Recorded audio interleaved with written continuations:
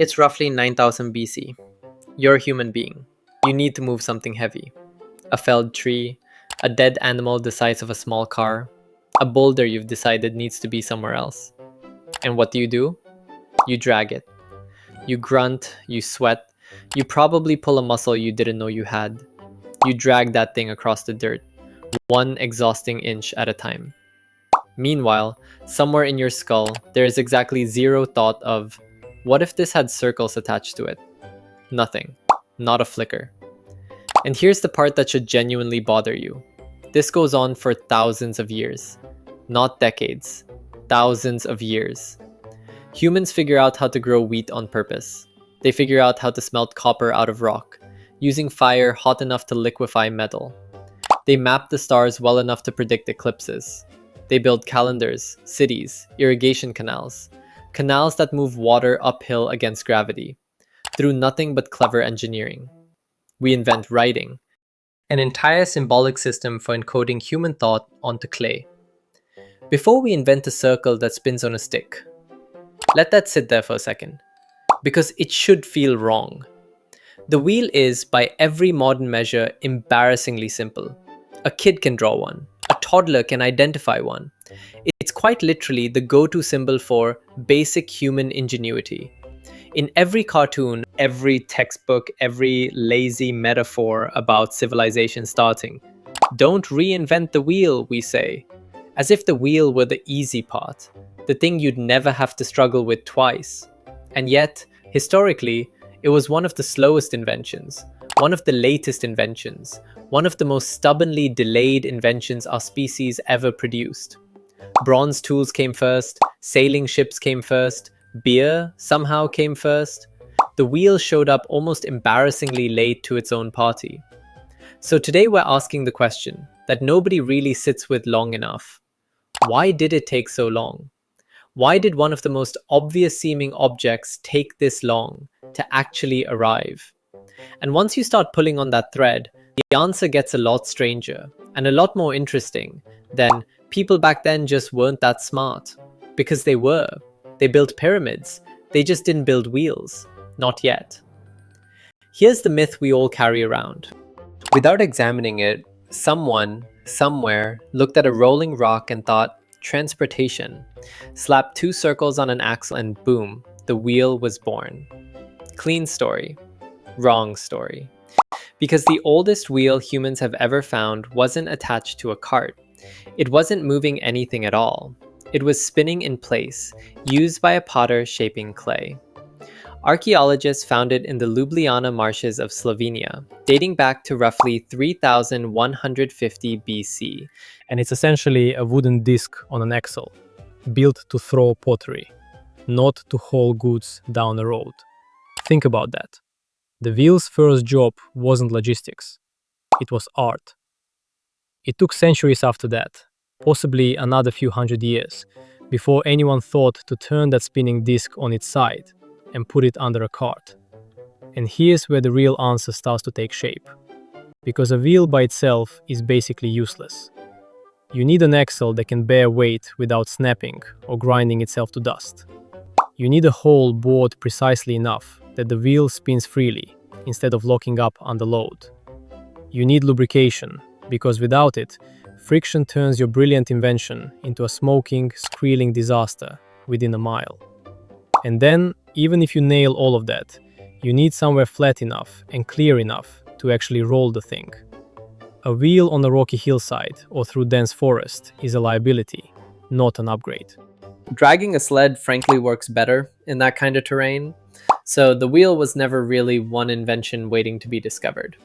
It was a stack of inventions that all had to show up at roughly the same time. Precision woodworking, metal tools sharp enough to carve a clean axle hole, a society organized enough to build and maintain roads. Without any one of those pieces, a wheel is just a circle that wobbles, jams, and falls apart.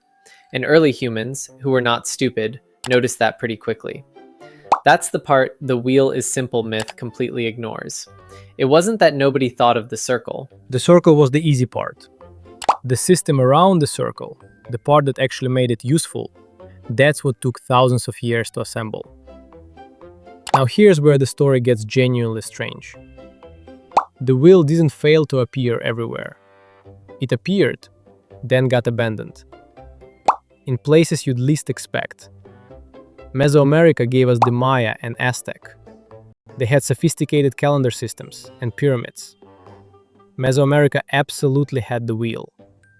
Archaeologists found small wheeled figurines, toys essentially, dogs and jaguars on axles, dating back over 2,000 years. Somebody in ancient Mexico looked at a circle, understood exactly what it could do, and built it. Then nobody scaled it up. No carts, no wagons, no wheeled transportation of any kind, for thousands of years, in a civilization capable of monumental architecture. Why invent the concept, then leave it? Here's the skeptic's objection. It's a fair one. Doesn't that prove the wheel was obvious? Anyone could stumble onto it. The "it's hard" argument falls apart. Not quite. Mesoamerica had no horses or oxen, no large domesticated animals to pull carts. Humans can drag plenty without wheels. But a wheel pays off with muscle power. That animal didn't exist on that continent until Europeans brought one centuries later. Meanwhile, Egypt hauled multi-ton stone blocks, using sleds, ropes, and wetted sand, all without wheels at all. The Nile gave them boats. Boats moved heavy cargo more efficiently than carts on that terrain. The wheel wasn't withheld for lack of imagination. It was withheld for landscape and animals. For their infrastructure, it wasn't the best tool. A wheel without flat roads is a liability. A wheel without a draft animal is a toy. A wheel without reason to outperform the river is a solution to a problem nobody has. The real history of the wheel isn't straight, from ignorance to enlightenment. It's a map of separate, rational decisions made independently across the world about whether this circle was worth the trouble. Sometimes the answer was yes. Often, in advanced societies, the answer was no. So why does any of this actually matter today, beyond being a fun historical detour? Because the wheel teaches you something about how breakthroughs actually happen. And it's not the story we usually tell ourselves. We love the myth of the lone genius, the single flash of insight that changes everything overnight. But the wheel wasn't that.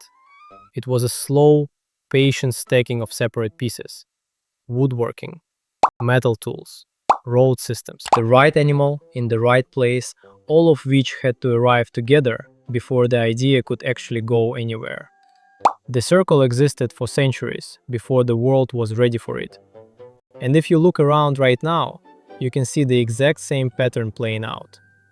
Electric cars existed as a concept over 100 years ago, but they needed battery chemistry, charging infrastructure, and software that simply didn't exist yet. Artificial intelligence as an idea is decades old, but it sat mostly dormant until the data, the processing power, and the algorithms finally caught up to the ambition behind it. We keep mistaking the idea exists for the idea is ready, and history keeps proving those are two very different milestones. Sometimes the bottleneck isn't human imagination at all. It's the unglamorous infrastructure nobody wants to think about. The roads, the tools, the supply chains, quietly deciding whether a brilliant idea becomes useful or stays a toy in a box for 2,000 years. So let's go back to where we started. You're still standing there, still sweating, still dragging that boulder across the dirt, one exhausting inch at a time. Except now you know something the person in that scene didn't. You know the circle is coming. You know it's not stupidity holding it back, and it's not laziness, and it's not a lack of imagination. It's just timing. It's 100 small things that all need to click into place before the obvious becomes possible. And maybe that's the real lesson buried under 4,000 years of dirt and clay and bronze. The things that look painfully obvious in hindsight were never obvious at all while you were living through them. They were just waiting on everything else to catch up first. So here's a question worth sitting with. What's the wheel sitting in your life right now? The idea you already have, just waiting on the rest of the world, or maybe just on you to finally be ready for it. Drop your answer in the comments. I'm curious what you come up with.